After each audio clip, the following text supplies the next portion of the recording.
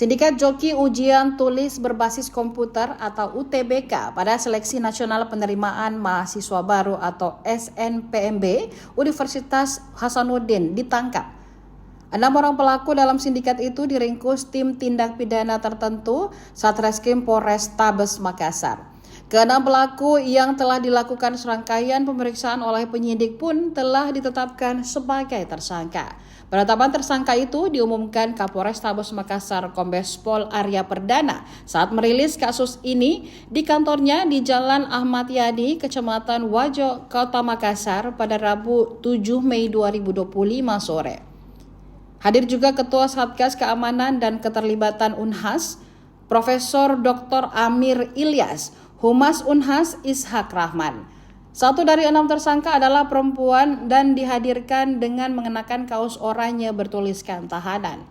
Begitu juga dengan barang bukti berupa 2 komputer, 3 laptop, dan sejumlah ponsel berbagai merek.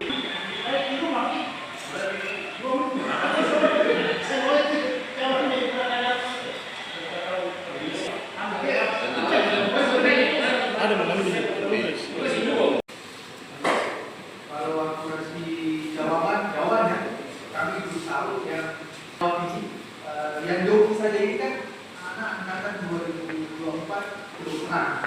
Pendidikan lagi ya. Jadi ini ada diketahui tindakan dari pelanggaran Undang-Undang ITE, di mana ada orang yang berusaha untuk memasukkan mahasiswa ke salah satu universitas di Makassar yaitu Unhas dengan cara-cara yang melanggar hukum. Jadi ini diawali dari kecurigaan Bapak Wakil Dekan terhadap adanya aktivitas hacker yang ada di Unhas ketika penerimaan mahasiswa berlangsung. Lalu ini dilaporkan kepada kami dari pihak Polrestabes dan kami melihat ada aktivitas di dalam komputer yang digunakan oleh calon mahasiswa untuk masuk ini ternyata telah disusupi aplikasi ya, yang dilakukan oleh orang dalam dari Unhas. Sehingga prosesnya itu adalah ketika mahasiswa yang ingin masuk ke dalam Unhas ini, dia mencari tahu bagaimana caranya supaya bisa masuk gitu ya. Ada orang yang menawarkan jasanya, ya lewat saya bisa gitu. Tapi nanti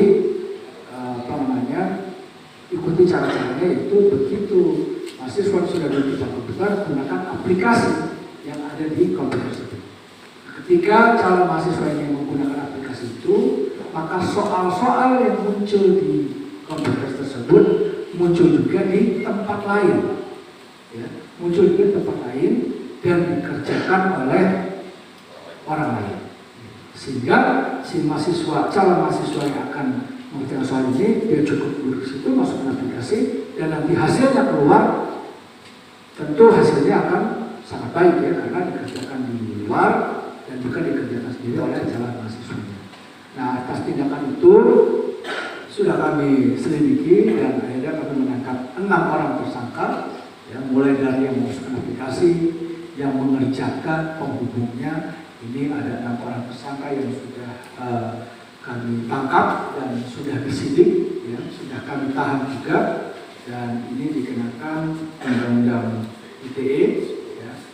Ini pasal 48 ayat 2 dan junto pasal 32 ayat 2 atau pasal 46 ayat 1 dan 2 junto pasal 30 atas Undang-Undang Nomor 11 Tahun 2008 dengan ancaman hukuman maksimal 9. Download Tribun X sekarang, menghadirkan lokal menjadi Indonesia.